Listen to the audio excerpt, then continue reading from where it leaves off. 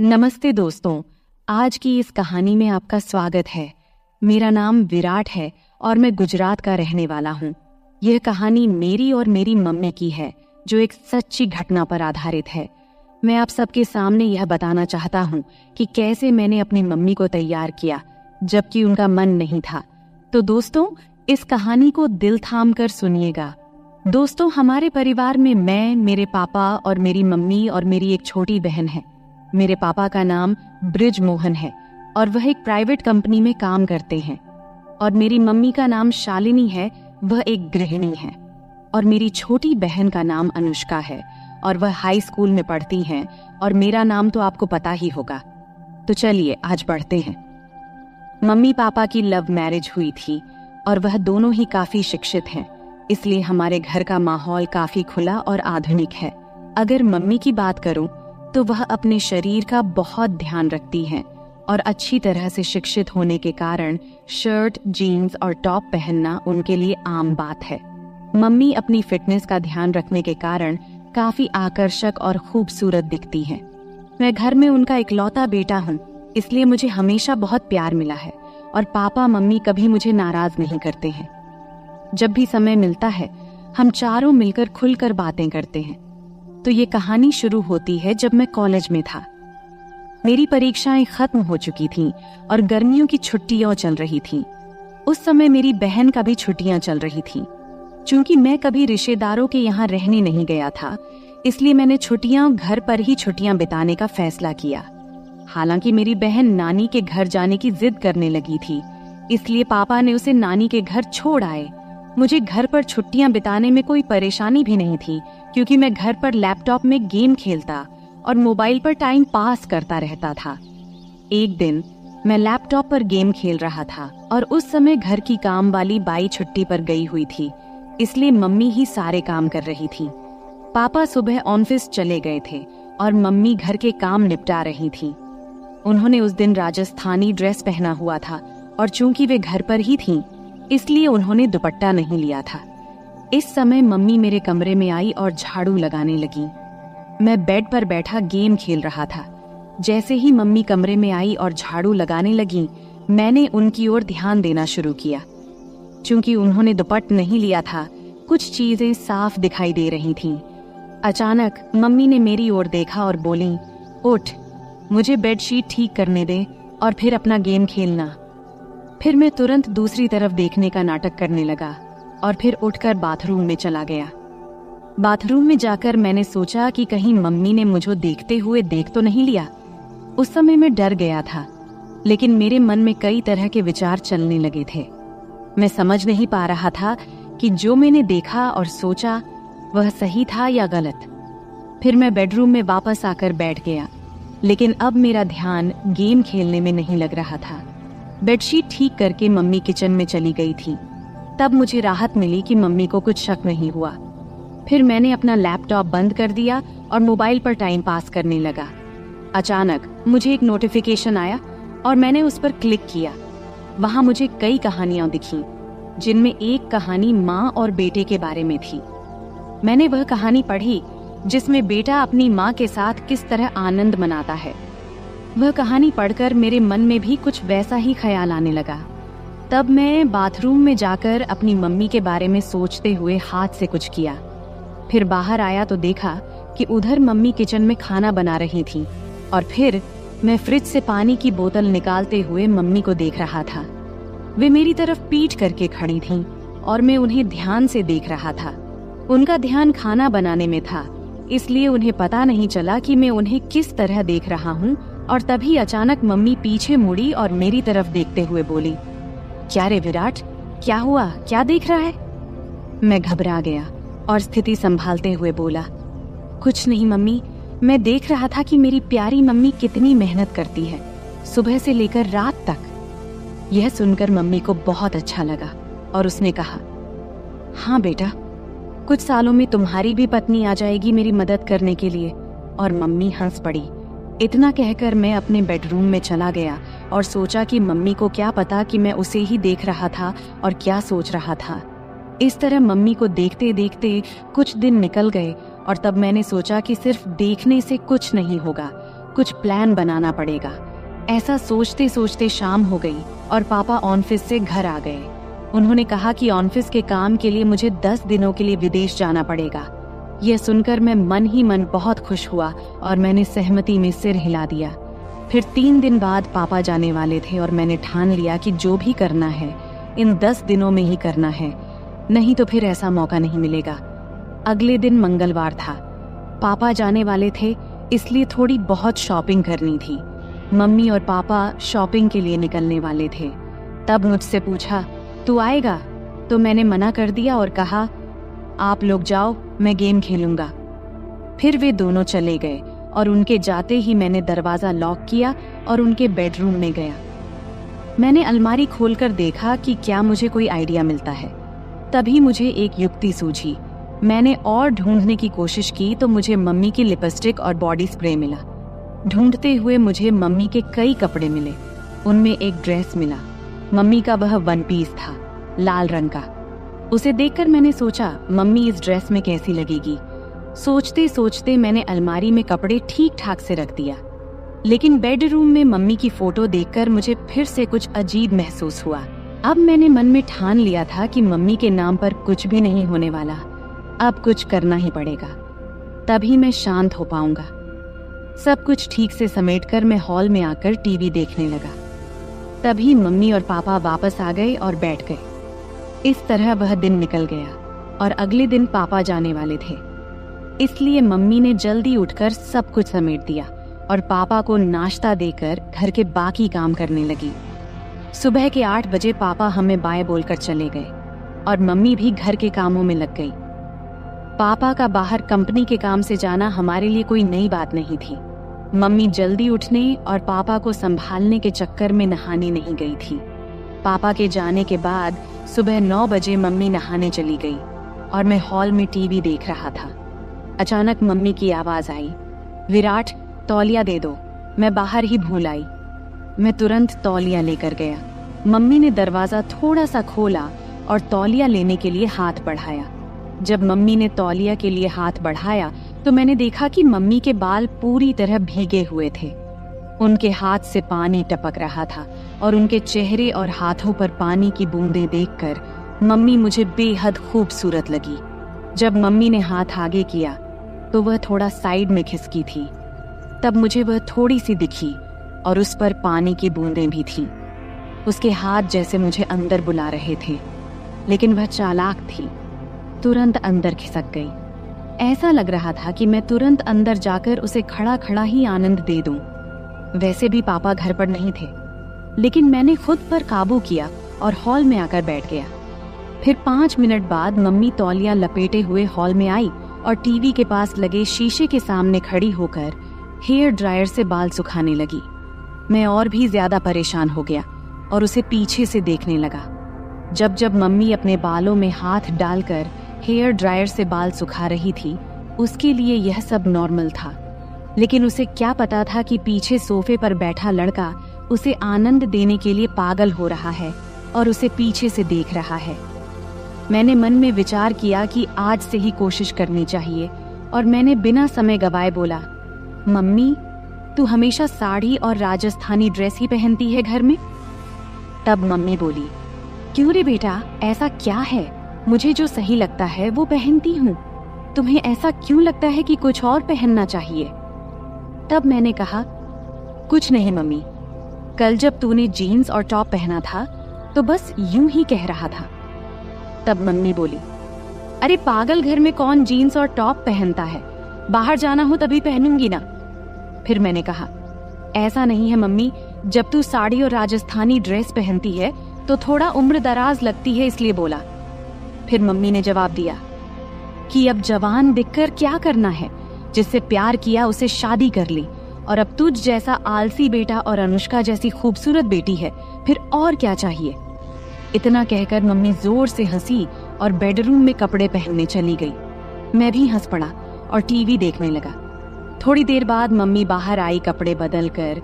देखकर मुझे खुशी भी हुई और नाराजगी भी, क्योंकि उसने मेरी बात मानी थी। नाराज इसीलिए कि अब वो फिर से पूरी तरह से ढकी हुई थी। मम्मी हॉल में आई और बोली, अब कैसी लग रही हूँ? मैं हैरान होकर बोला, वाह, अब तो तू एकदम मेरी उम्र की लड़की लग रही है। मम्मी बोली, अरे बुद्धू, तेरे और मेरे बीच 18 साल का अंतर है और कैसे मैं तेरी उम्र की लग सकती हूँ। अब मुझे समझ नहीं आ रहा था कि क्या कहूँ, लेकिन कुछ तो कहना था, इसलिए मैंने कहा, अरे मम्मी, हमारा और तेरा उम्र का अंतर हमें पता है, लेकिन बाहर किसी को थोड़ी पता है। अगर हम दोनों बाहर घूमने गए तो लोग सोचेंगे कि हम गर्लफ्रेंड बॉयफ्रेंड हैं। इतना कहकर मैं जानबूझकर रुक गया और मम्मी की प्रतिक्रिया देखने लगा। तभी मम्मी ने बिना समय गवाए उत्सुकता से पूछा, अच्छा और क्या, बोलना बेटा। अब आगे मैंने कुछ नहीं बोला, बस इतना कहा कि छोड़ो मम्मी, तुम्हें गुस्सा आ जाएगा। तब मम्मी बोली, मुझे कभी तुझ पर गुस्सा आया है क्या? और तुझे भी पता है कि मेरा बेटा कभी गलत नहीं करता, तो मुझे गुस्सा क्यों आएगा? अब जल्दी बोल, क्या कहने वाला था? तब मैंने कहा कि अगर हम साथ में बाहर कहीं घूमेंगे गए तो लोग हमें गर्लफ्रेंड बॉयफ्रेंड समझेंगे, लेकिन तुम्हारे गले में मंगलसूत्र देखकर वे हमें पति पत्नी भी समझेंगे। ये सुनकर मम्मी जोर जोर से हंसने लगी। फिर मम्मी बोली, अरे बाप रे, इतनी छोटी सी बात के लिए मुझे क्यों गुस्सा आएगा? और फिर से मम्मी हंसने लगी। तब मैंने उनसे कहा, हंसो मत मम्मी। इतना कहकर मम्मी ने मुझे चिढ़ाने के लिए फिर से हंसना शुरू कर दिया और मैंने मम्मी की तरफ दौड़ लगाई, मजाक में मारने के लिए। मम्मी तब भागकर किचन में चली गई और हंसती रही। फिर मैं हॉल में बैठकर सोचने लगा कि चलो, शुरुआत तो हो गई है, लेकिन अभी बहुत काम बाकी है और वो भी उतना ही मुश्किल। मम्मी बहुत संस्कारी है और मैंने कभी उसे ऐसा महसूस नहीं किया कि उसे इस तरह की किसी चीज की कमी महसूस हो रही हो। मम्मी और पापा की लव मैरिज होने की वजह से खुशी तो उनमें पहले से ही है। जरूरत तो मुझे थी और मुझे वो जरूरत किसी भी हाल में पूरी करनी थी, वो भी मम्मी से। फिर थोड़ी देर बाद मैंने फिर से कोशिश शुरू की। मम्मी किचन में काम कर रही थी। मैं वहां गया और कहा, मम्मी, तुम्हें रोज रोज ये काम करते करते बोर नहीं होता क्या? तब मम्मी ने कहा, नहीं बेटा, जब हमारी काम वाली बाई आती है तब मुझे आराम मिलता है। तब मैंने कहा, माँ, अभी तो छुट्टियां शुरू ही हुई हैं और मुझे बहुत बोरियत फील हो रही है। तब मम्मी ने बोला, तो क्या करें, कहाँ चलें घूमने? हम दोनों ही हैं घर में अब। मैंने कहा, हाँ चलेंगे मम्मी, लेकिन पापा के आने के बाद। तब मम्मी बोली, तब तक क्या करेगा? मैंने बोला, मुझे एक गेम पता है, अगर तुम्हें कोई दिक्कत न हो तो खेलते हैं घर में। मम्मी ने कहा, मुझे लैपटॉप पर गेम्स खेलने में कोई दिलचस्पी नहीं है, कुछ और बताओ। फिर मैंने कहा, अरे मेरी प्यारी मम्मी, लैपटॉप पर नहीं, बस ऐसे ही हम दोनों खेलेंगे। तब मम्मी बोली, अच्छा ठीक है, कौन सा गेम है? मैंने बोला, मम्मी, ट्रूथ और डेयर। तब मम्मी बोली, अच्छा वो गेम ठीक है, खेलते हैं, लेकिन पहले मुझे घर के काम खत्म करने दे, फिर खेलेंगे। तब मैंने कहा, ठीक है मम्मी, तब तक मैं अपने बेडरूम में जाता हूँ, जब तुम्हारा काम खत्म हो जाए तो बेडरूम में आ जाना। ये कहकर मैंने उसे पीछे से गले लगा लिया और गाल पर एक किस किया और फिर बेडरूम में जाकर बैठ गया। मैं बेडरूम में बैठकर सोचने लगा कि मम्मी तैयार तो हो गई है, लेकिन क्या पूछूं जिससे उसे गुस्सा न आए और मेरा काम भी हो जाए। थोड़ी देर बाद मम्मी बेडरूम में आई और मेरे सामने बैठ गई। फिर मम्मी बोली, अब बोल, क्या खेलना है? तब मैंने बोला, मम्मी तुम्हें तो पता ही ट्रूथ और डेयर का खेल, अब मुझे बताओ कि गेम की शुरुआत तुम करोगी या मैं? तब मम्मी ने कहा, तुम ही करो शुरुआत। फिर मैंने मम्मी से पूछा, आपको ट्रुथ चाहिए या डेयर? तब मम्मी बोली, ट्रुथ। फिर मैंने सवाल पूछा, तुम्हारा शादी से पहले कोई बॉयफ्रेंड था? मेरा सवाल सुनते ही मम्मी बोली, ये कैसा सवाल है विराट? तब मैंने कहा, यही मेरा सवाल है और आपने ही तो ट्रुथ चुना है, तो अब बताओ। फिर मम्मी बोली, हाँ मेरा बॉयफ्रेंड था और वह तुम्हारे पापा ही है। इसके बाद मैं मम्मी से बोला, अब आप मुझसे पूछो, मेरा भी ट्रुथ है। तब मम्मी ने थोड़ा सोचा और फिर मुझसे सवाल पूछा। मम्मी बोली, तुम्हारी कोई गर्लफ्रेंड है?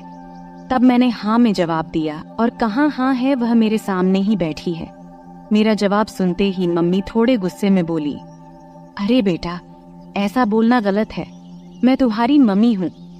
शुरू में ही मेरा आत्मविश्वास थोड़ा कम हो गया, क्योंकि मम्मी को ऐसे गेम्स में कोई इंटरेस्ट नहीं था और वह संस्कारी थी। लेकिन मैं हार मानने को तैयार नहीं था। तभी मैंने कहा, अरे मम्मी, मजाक में बोला था, आप तुरंत क्यों गुस्सा हो जाती हो? तब मम्मी प्यार भरी मुस्कान के साथ हंस पड़ी और सिर हिला दिया। इसके बाद फिर मैं मम्मी से पूछा, अब आपको क्या चाहिए, ट्रुथ या डेयर? तो फिर से मम्मी ने ट्रुथ बोला। तब मैं उनसे सवाल किया, शादी से पहले क्या आपने कभी आनंद लिया या कोई खेल खेला है? तब मम्मी गुस्से में बोली, विराट, ये ज्यादा हो रहा है। मुझे नहीं लगता कि तुम्हें ऐसे सवाल पूछने चाहिए। अब हमें यहीं रखना चाहिए। इस पर मैं कहा, अरे मम्मी, हम अच्छे दोस्त हैं और मुझे नहीं लगता कि तुम मुझसे कुछ छुपा सकती हो। अगर तुम मुझसे प्यार करती हो और मुझ पर विश्वास है तो। फिर मम्मी बोली, लेकिन बेटा, तुम मेरे बेटे हो और ये बातें सही नहीं है। तब मैंने उनसे कहा, मम्मी, तुम तो बहुत पढ़ी लिखी हो, फिर भी तुम्हें ये बातें गलत लगती हैं। ये वही बातें हैं जो हमें फर्स्ट साइंस में सिखाई जाती हैं। तब मम्मी बोली, ये साइंस में नहीं सिखाई जाती बेटा। तब मैंने कहा, नहीं सिखाई जाती तो फिर मुझे इन चीजों के बारे में कुछ भी पता नहीं होना चाहिए। इसके बाद मम्मी बोली, तुम्हें हर चीज जानने का पूरा हक है, लेकिन ध्यान रखो कि तुम किससे पूछ रहे हो। तुम मुझसे यानी अपनी माँ से ये सब पूछ रहे हो। तब मैंने कहा, मम्मी, तुम्हें भी पता है कि मेरे कोई और दोस्त या गर्लफ्रेंड नहीं है, तो मैं किससे पूछूं? तुम ही हो जिससे मैं हर बात करता हूँ। तब मम्मी को थोड़ा बुरा लगा, क्योंकि बचपन से ही मैं ज्यादा बाहर नहीं गया था और इसलिए मेरे ज्यादा दोस्त भी नहीं थे। उसे समझ में आ गया कि मैं नहीं मानूंगा, तो वह बात करने के लिए तैयार हो गई। तब मम्मी बोली, हाँ, हमने कई बार वैसे किया है और एक बार आनंद भी लिया था। तब मैंने कहा, मम्मी, इतनी छोटी सी बात के लिए कितना समय लिया? इस पर मम्मी बोली, अब तो खुश हो ना? फिर मम्मी थोड़ी मुस्कुराई और बोली, अब तुम बताओ, तुम्हें क्या चाहिए, ट्रुथ या डेयर? तब मैंने उनसे कहा, डेयर। इसके बाद मम्मी ने सवाल किया, क्या तुमने कभी किसी को किस किया है? तब मैंने कहा, नहीं, लेकिन अगर कोई लड़की तुम्हारी तरह दिखने वाली और तुम्हारे जैसी मिली तो जरूर करूंगा। इस पर मम्मी बोली, क्या? अभी तो तुम कह रहे थे कि मैं तुम्हारी गर्लफ्रेंड हूँ और अब फिर कह रहे हो कि अगर कोई और मिली तो करोगे। इतना सुनते ही मैंने बोला, तो क्या तुम्हें किस करूं? तब मम्मी बोली, हाँ, लेकिन गाल पर। मैंने कहा, नहीं, मुझे कहीं और चाहिए। अब मम्मी बहुत गुस्सा हो गई थी और मुझे डांटने लगी, लेकिन फिर भी मैंने हार नहीं मानी, क्योंकि मुझे पता था कि अगर अब रुक गया तो फिर कभी मम्मी से बात नहीं कर पाऊंगा। किसी तरह मम्मी को शांत किया और गेम फिर से शुरू किया। मैंने कहा, ठीक है मम्मी, गाल ही सही, अब मैं करूं? तब मम्मी बोल, हाँ, जल्दी करो। तब मैंने मम्मी के पास गया और कुछ देर देखता ही रहा। फिर मैंने वह किया जो मुझे नहीं करना चाहिए था। फिर धीरे धीरे मम्मी को तैयार करके मैंने मजा लेना शुरू कर दिया। अभी थोड़ा सा लिया था, तभी मम्मी ने मुझे रोकने की कोशिश की। तब मैंने महसूस किया कि मैं अपनी हदें पार कर रहा हूँ। इस समय मम्मी की आंखों में नाराजगी और चिंता साफ झलक रही थी। उन्होंने मुझे प्यार से समझाते हुए कहा, विराट, ये सब बातें एक मजाक तक ठीक हैं, लेकिन माँ बेटे के रिश्ते की एक मर्यादा होती है, हमें उसे पार नहीं करना चाहिए। मैंने मम्मी की बात को गंभीरता से लिया। मुझे भी एहसास हुआ कि मम्मी का दिल दुखाना गलत था। मैंने मम्मी से तुरंत माफी मांगी और उनसे वादा किया कि अब मैं ऐसा कोई मजाक नहीं करूंगा जिससे हमारे रिश्ते में कोई दूरी आए। मम्मी ने मेरी माफी को स्वीकार करते हुए मुझे गले लगा लिया और कहा, बेटा, मैं हमेशा तुम्हारी दोस्त रहूंगी, लेकिन हमें यह भी याद रखना चाहिए कि हमारे रिश्ते की कुछ सीमाएं होती हैं। तब मैंने मम्मी से कहा, हाँ मम्मी, अब मैं समझ गया हूँ, मैं आपको कभी दुखी नहीं करूंगा। इसके बाद हम दोनों ने हंसते हुए फिर से सामान्य बातचीत शुरू की।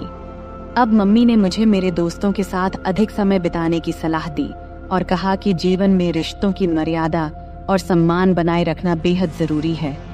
इस बातचीत ने मुझे यह सिखाया कि मजाक की भी एक सीमा होती है और रिश्तों में आपसी समझ और सम्मान होना चाहिए।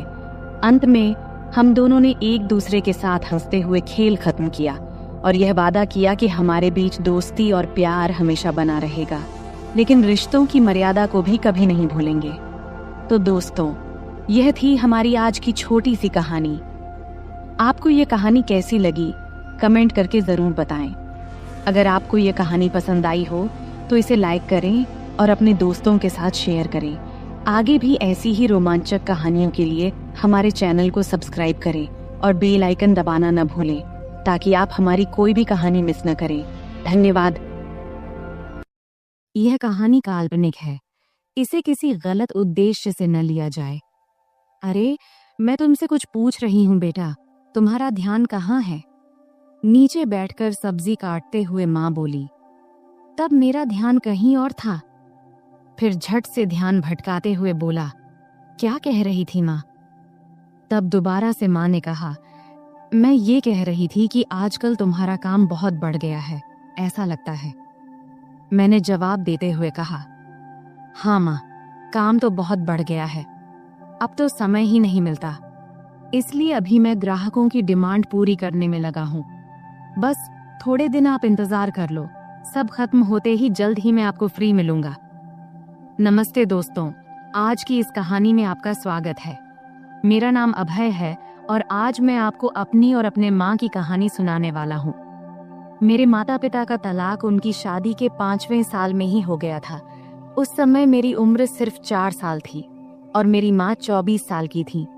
तब मेरे नाना ने मेरी माँ से उनकी दूसरी शादी के लिए कहा, लेकिन तब माँ ने साफ साफ शादी से मना कर दिया था।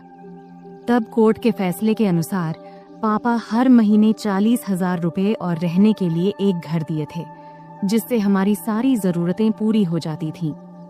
तब हम एक सोसाइटी में एक बेडरूम और एक किचन के फ्लैट में रहते थे। तब घर में सिर्फ मैं और माँ ही थे, इसलिए हम दोनों एक दूसरे से ही बातें किया करते थे। मेरी माँ का स्वभाव थोड़ा सख्त था, लेकिन हम दोनों एक दूसरे का ख्याल अच्छे से रखते थे। अब मेरी उम्र 28 साल है और मेरी माँ 48 साल की है। मैंने ग्रेजुएशन के बाद फैशन डिजाइनिंग का कोर्स किया था और एक बड़े डिजाइनर के साथ काम करना शुरू किया। वहां से बहुत कुछ सीखने के बाद मैंने अपना खुद का सिलाई की दुकान खोला, जो धीरे धीरे अच्छा चलने लगा। अब मेरे पास बस टेलर काम करते हैं। एक दिन सुबह माँ सब्जी काट रही थी, तब उन्होंने मुझसे पूछा, अभय, तुम किस तरह के कपड़े बनाते हो? मैंने कहा, लेडीज के सभी तरह के कपड़े। क्यों माँ, क्यों पूछ रही हो? उन्होंने कहा, ऐसे ही रे। फिर माँ ने पूछा, साड़ियाँ, ब्लाउज, साया, घाघरा चोली, ये सब भी बनाते हो क्या? मैंने कहा, हाँ माँ, सब बनाते हैं। फिर माँ ने कहा, तब तो तुम्हारे सिलाई की दुकान में रोजाना बहुत सारे महिलाएं आती होंगी। इस पर मैंने कहा, हाँ माँ, बिजनेस किया है तो पुरुष, महिलाएं सब तो आएंगी ही ना। फिर आगे माँ ने पूछा, तो बेटा महिलाएं का नाप कौन लेता है? कोई आदमी रखा है क्या? तब मैंने कहा, हाँ माँ, सब मैनेज हो जाता है, आजकल सब चलता है, लेकिन तुम इतना क्यों पूछ रही हो? इस पर माँ ने कहा, मुझे भी कुछ ब्लाउज सिलवाने हैं, मेरी जो दोस्त थी उसने अब काम छोड़ दिया है। मैंने कहा, माँ, आप इतने देर से पहेलियां क्यों बुझा रही थी?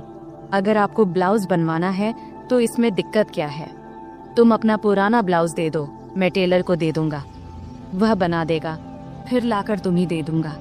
इतना सुनते ही माँ ने कहा, मेरा कोई भी ब्लाउज अब फिट नहीं होता है, नई नाप लेनी पड़ेगी। इस पर मैंने कहा, ठीक है माँ, मैं टेलर को बोल दूंगा, कल टेलर आकर तुम्हारी नाप ले लेगा। अब तो कोई दिक्कत नहीं है ना? तभी माँ बोली, बेटा मुझे ऐसा नहीं लगता कि मैं किसी अजनबी आदमी को अपना नाप लेने दूंगी। मैंने कहा, माँ, अगर आप नाप नहीं देंगी तो फिर ब्लाउज कैसे सिलाएगा? फिर थोड़ी देर सोचने के बाद माँ ने कहा, तू ही क्यों नहीं मेरा नाप ले लेता? यह सुनकर मैं हैरान होकर बोला, मैं? ये कैसे हो सकता है? माँ ने जवाब दिया, इसमें क्या है, मुझे तुझसे नाप लेने में कोई दिक्कत नहीं होगी। अब मैं थोड़ा असमंजस में पड़ी एज गया था, क्योंकि दूर से देखने और किसी को छूने में बहुत फर्क होता है। लेकिन तब यह हाथ आया, मौका छोड़ना भी मुझे सही नहीं लगा। उस दिन सोमवार का दिन था और उस दिन विश्वकर्मा पूजा था, तो सिलाई की दुकान बंद था। तब मैंने सोचा कि आज ही ये काम कर लेना चाहिए। फिर सुबह नाश्ता करके मैं सिलाई की दुकान से कुछ एल्बम और माप लेने का सामान लेकर आ गया। तब मैंने ऐसे एल्बम चुना था जिनमें डिजाइन वाले ब्लाउज दिखाए गए थे। इनमें से कुछ बहुत ही छोटे और बैकलेस थे। फिर मन ही मन मैंने तय किया कि आज ये काम अच्छे से पूरा करना है। 12 बजे जब मैं घर पहुंचा तब माँ रसोई में थी। उन्होंने मुझसे कहा, बेटा आ गया तू, सामान ले आया? तब मैंने कहा, हाँ सब ले आया हूँ, अब तुम जल्दी से अपना काम खत्म कर लो। फिर थोड़ी देर बाद माँ मेरे पास आकर बैठ गई और एल्बम देखने लगी। तब वह हल्की पीली साड़ी पहनी थी और उनकी साड़ी का कपड़ा इतना पतला था कि शरीर की रूपरेखा दिख रही थी। तब मैं माँ को देखते देखते खो गया। तभी उन्होंने तेज आवाज में कहा, अभय सुन रहा है तू? तब मैं चौंक कर बोला, हाँ क्या हुआ माँ? तब माँ ने एल्बम दिखाते हुए कहा, इतने छोटे ब्लाउज कैसे पहन सकती हूँ मैं, मुझे ये डिजाइन पसंद नहीं है। तब मैंने समझाया, अरे ये सब तो बस डिजाइन दिखाने के लिए है, तू वैसे ही सिलवा लेना जैसा तुझे पसंद हो। फिर थोड़ी बहस के बाद माँ मान गई और बोली, ठीक है चल अंदर माप ले ले। तब हम बेडरूम में गए। फिर मैंने माप लेने के लिए टेप निकाला। तब माँ खड़ी हो गई और बोली, सही से माप लेना ताकि बाद में दिक्कत कोई ना हो। तब मैं अपनी माँ का नाप लेने के लिए तैयार था। अपने मन पर और खुद पर पत्थर रखकर मैंने यह काम शुरू किया। तब मैं पूरी कोशिश कर रहा था कि यह काम एक प्रोफेशनल टेलर की तरह करूं, लेकिन इस दौरान मेरे दिल की धड़कन तेज हो गई।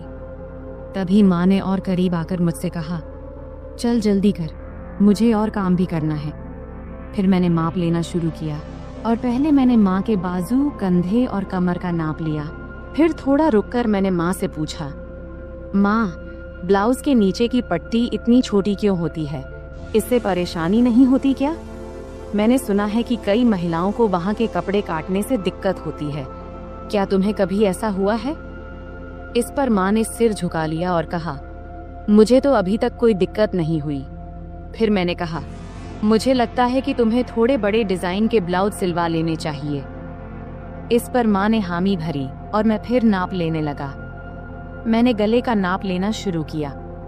टेप को माँ की गर्दन के चारों ओर रखा। तब मैंने यह ध्यान रखा कि मेरी उंगलियां उनकी त्वचा को न छुएं और उनसे 1 इंच की दूरी पर रहें। फिर आगे मैंने पूछा, गला इतना रखना है या थोड़ा कम ज्यादा करूं? क्योंकि मेरी माँ का गला थोड़ा बड़ा था और वहाँ थोड़ी सी गहराई दिखाई दे रही थी, इसीलिए मैंने थोड़ा झिझकते हुए कहा, माँ तुम्हें क्या ठीक लगेगा? माँ ने मुस्कुराते हुए कहा, बेटा तुम तो अब इस काम में माहिर हो गए हो। मैंने जवाब दिया, माँ तुम जैसा कहोगी मैं वही करूँगा। फिर माँ ने फिर कहा, टेप को इतना दूर क्यों रखा है, इसे सही जगह पर रखो तभी नाप सही आएगा। ये कहते हुए माँ ने टेप को अपने हाथ से सही जगह पर लगा दिया। इस दौरान मेरे हाथ पहली बार माँ की गर्दन को छू गए। तब मुझे ऐसा लगा जैसे मुझे जोर का झटका लगा हो, लेकिन मैंने खुद पर काबू रखा और उस पल का पूरा आनंद लिया। तभी माँ ने कहा, ये पुराने ब्लाउज अब टाइट हो गए हैं, अब मैं थोड़ा ऊंचे और गहरे गले के ब्लाउज सिलवाने की सोच रही हूँ। तुम्हें क्या लगता है? अभय तुम तो इतनी महिलाओं के कपड़े सिलते हो, बताओ मेरे शरीर के हिसाब से क्या और कैसे अच्छा लगेगा। तब मैंने सोचा कि अगर मैंने अब आगे कदम नहीं बढ़ाया तो मैं अपने आप तक ही सीमित रह जाऊंगा। इसीलिए मैंने अलग अलग तरकीबें आजमाने का फैसला किया। मैंने माँ को बड़ी सहजता से अपने सिलाई की दुकान में बनने वाले अलग अलग डिजाइन के ब्लाउज के बारे में बताने और समझाने का सोचा।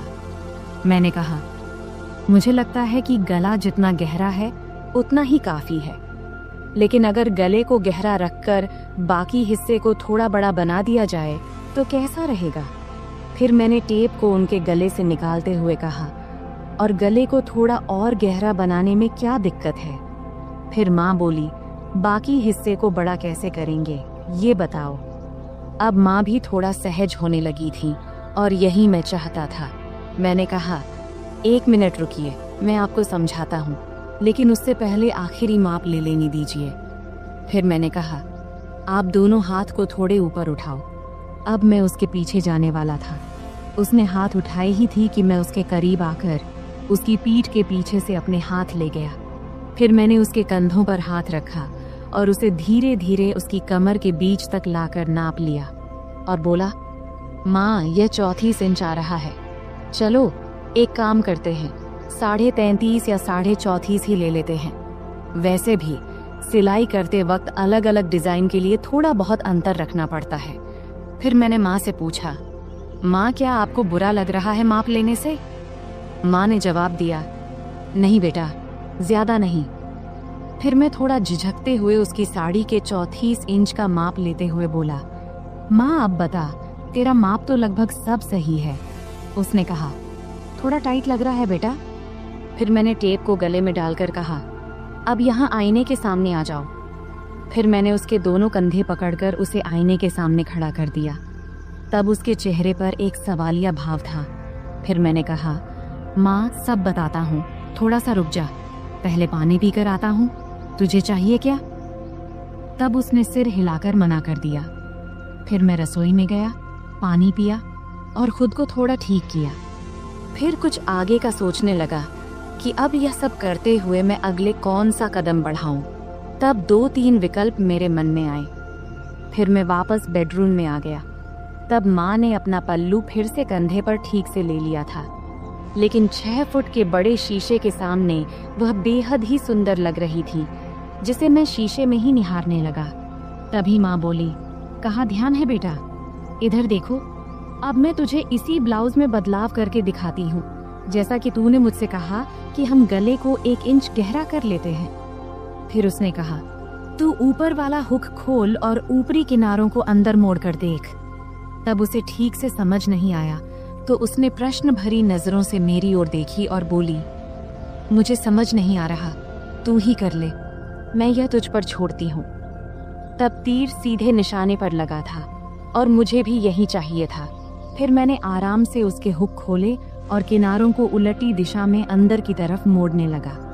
मैं ऐसा कर रहा था और वह खुद को शीशे में देख रही थी। फिर मैं जल्दी जल्दी अपने काम निपटाने लगा। उस दिन मुझे भी एक अजीब सा सुकून मिल रहा था। जब मेरा काम हो गया तो मैं उसके और ड्रेसिंग टेबल के बीच से हटकर एक तरफ हो गया और उससे कहा, देखो, अब यह वैसे ही है जैसा तुम चाहती थी, 1 इंच गहरा। क्या लगता है, अब बताओ। फिर माँ ब्लाउज की तरफ देखने लगी और मुझसे बोली, अब है, तुझसे सच कहूँ तो ऐसे गले में मुझे बहुत आराम महसूस होता है। ऐसे ब्लाउज पहनने पर ऐसा नहीं लगता जैसे हंस को पानी में तराने से। फिर मैंने कहा, माँ, नाराज मत होना, लेकिन एक बात कहूँ। अब मैं अगला कदम उठाकर उसे और सहज करने की कोशिश करना चाहता था। तब माँ मुस्कुराते हुए बोली, नहीं रे अभय, मैं तुझसे कैसे नाराज हो सकती हूँ, बोलना जो बोलना है। तब मैंने सावधानी से कहा, इतने गहरे गले वाले ब्लाउज से सब कुछ बहुत ज्यादा नजर आता है और यह थोड़ा अजीब भी लगता है।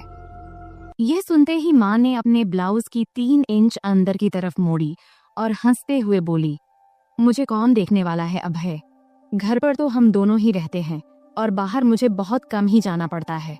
वैसे भी तुम्हारे सामने मुझे कोई दिक्कत नहीं होती। मैंने कहा, माँ, मुझे यह जरूरी लगा कि आपको बता दूं, फिर आप जैसा बोलोगी वैसा ही होगा। इस पर माँ मुस्कुराई और बोली, ठीक है बाबा, अब तुम करो।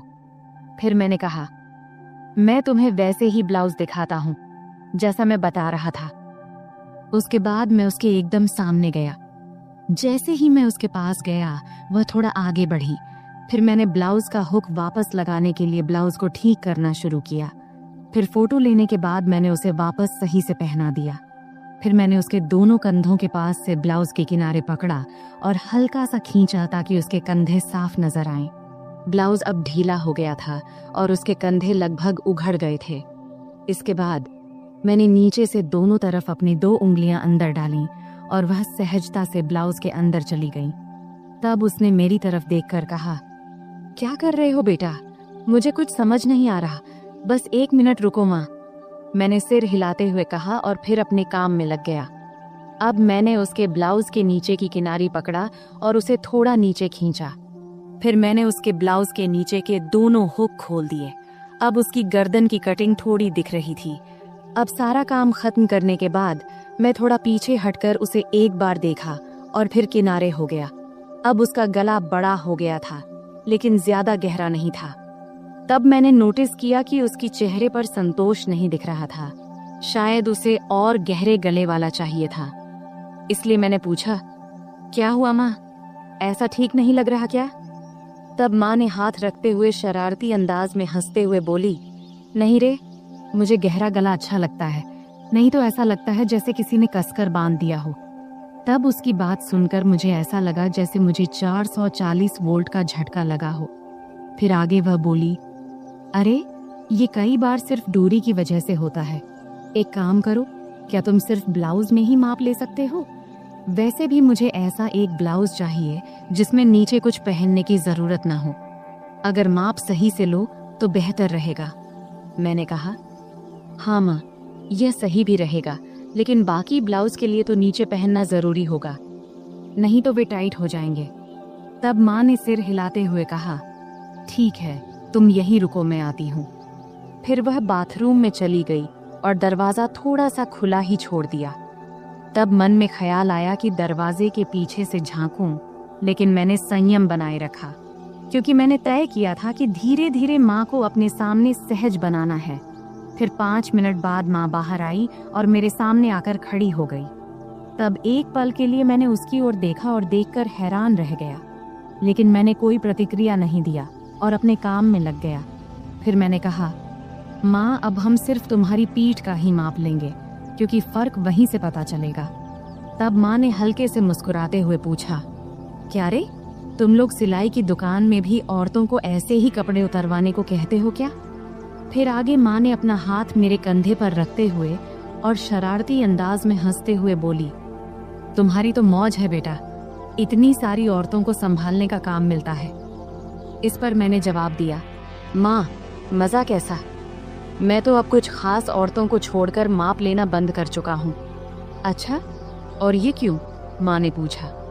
इस पर मैंने जवाब दिया, माँ, कुछ औरतें जो बड़े घरों की होती हैं या जो हमारी शुरुआती कस्टमर थीं, वे मेरे कारीगरों को माप नहीं लेने देती, इसलिए मुझे खुद ही लेना पड़ता है, तुझे लेना पड़ता है।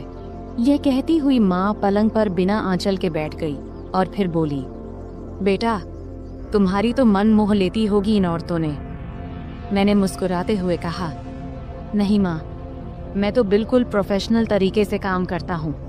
फिर माँ ने शरारती मुस्कान के साथ पूछा, लेकिन फिर भी तुम्हें उनका स्पर्श तो होता होगा ना, है कि नहीं? सच बता।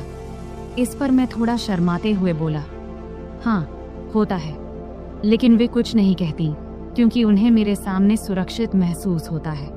फिर माँ ने हंसते हुए कहा, मेरा बेटा कितना समझदार है। ये कहते हुए उसने मुझे गले लगा लिया। इतनी ठंडी रात में उसके गले लगाने से उसकी गर्माहट मुझे महसूस होने लगी।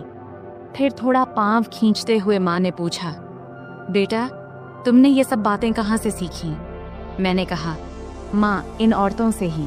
वे इतने अलग अलग शब्द बोलती हैं कि क्या बताऊं। फिर माँ ने मजाक करते हुए कहा, अच्छा बेटा, तुम मुझे भी कुछ बताओ। तब मैंने कहा, नहीं माँ, तुम हंसोगी और कहोगी कि ये सब मुझे कैसे पता।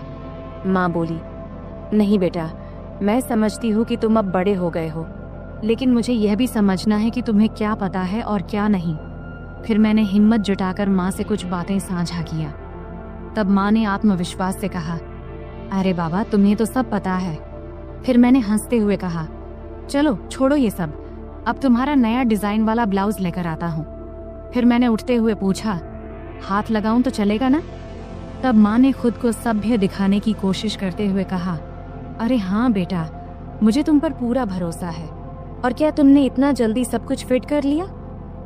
फिर माँ ने थोड़े जोर से हंसते हुए कहा, बेटा देख ले, कहीं कुछ और लगाना बाकी तो नहीं है।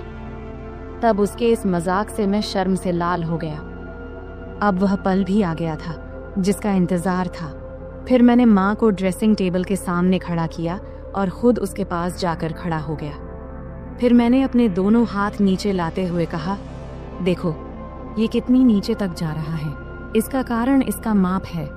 यह कहते हुए मैंने अपने दोनों हाथ उसके ब्लाउज के किनारे पर रख दिया तब मेरी धड़कन एकदम से तेज हो गई थी और हाथ भी हल्के से कांप रहे थे। मेरी माँ अभी भी उतनी ही क्यूट लग रही थी, भले ही वह थोड़ी बड़ी हो गई थी। फिर माँ ने अपना हाथ मेरे हाथ पर रखते हुए हल्का सा हिलाते हुए कहा, अभय, सच कहूँ तो मुझे इसमें कोई दिक्कत नहीं है। मैं इसे ब्लाउज पहनने को तैयार हूँ, लेकिन मेरी एक ही शर्त है, गला जितना गहरा हो सके उतना चलेगा। तभी मैंने हाथ हटाते हुए पूछा, माँ एक बात बताओ, तुम्हें और बाकी औरतों को गहरा गला ही क्यों पसंद आता है? नॉर्मल गला भी तो अच्छा लगता है।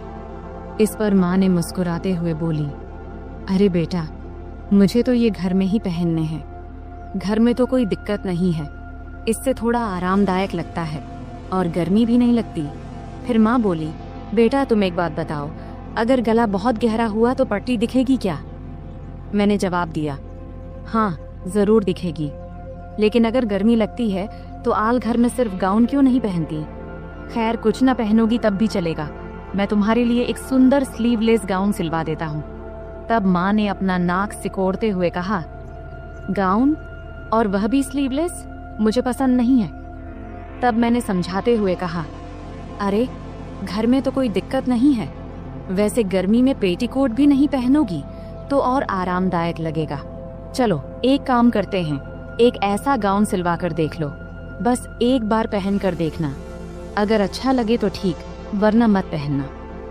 तब माँ ने सोचा और कहा, ठीक है बाबा, एक बार ट्राई कर लेंगे, अब आगे क्या करना है? मैंने हल्की मुस्कान के साथ कहा, आप तो बस इसे फाइनल कर लेते हैं, और अगर गाउन अच्छा लगा तो तुम्हें और भी सिलवा दूंगा। फिर मैंने माँ को गाउन का सैंपल दिखाने के लिए अलमारी से एक गाउन निकाला और कहा, देखो ये स्लीवलेस है, लेकिन इसका मटेरियल बहुत कंफर्टेबल है, इसे पहन कर देख लो, अगर अच्छा लगे तो इस डिजाइन में कुछ और बना दूंगा। माँ थोड़ा हिचकिचाई, लेकिन फिर उसने कहा, ठीक है, इसे पहन कर देखती हूँ। वह गाउन लेकर बाथरूम में चली गई। तब मैं थोड़ा नर्वस था, लेकिन खुद को शांत रखने की कोशिश कर रहा था। कुछ देर बाद माँ बाहर आई। गाउन में वह बहुत प्यारी लग रही थी। आते उसने पूछा, कैसा लग रहा है बेटा? मैंने कहा, बहुत अच्छा लग रहा है, तुम पर यह डिजाइन बहुत सूट कर रहा है। फिर माँ ने आईने में खुद को देखा और हल्के से मुस्कुराई। फिर उसने कहा, हाँ ये तो सच में बहुत आरामदायक लग रहा है। फिर मैंने माँ से कहा, तो पक्का, अब मैं ऐसे 2-3 और डिजाइन तैयार कर दूंगा। माँ ने कहा, ठीक है, लेकिन ध्यान रखना कि मटेरियल हमेशा ऐसा ही होना चाहिए, और हाँ गला थोड़ा गहरा हो तो बेहतर होगा। फिर मैंने सहमति में सिर हिलाया। यह कहते हुए माँ फिर से सामान्य कपड़ों में वापस आ गई। फिर हमारी बातचीत यही खत्म हो गई। आखिरकार मैंने महसूस किया कि माँ के साथ यह बातचीत न केवल उनके आराम के लिए थी, बल्कि एक नए दृष्टिकोण को समझने की भी थी। यह एक ऐसा पल था जहां हम दोनों एक दूसरे की भावनाओं को बेहतर तरीके से समझ सके। तो दोस्तों,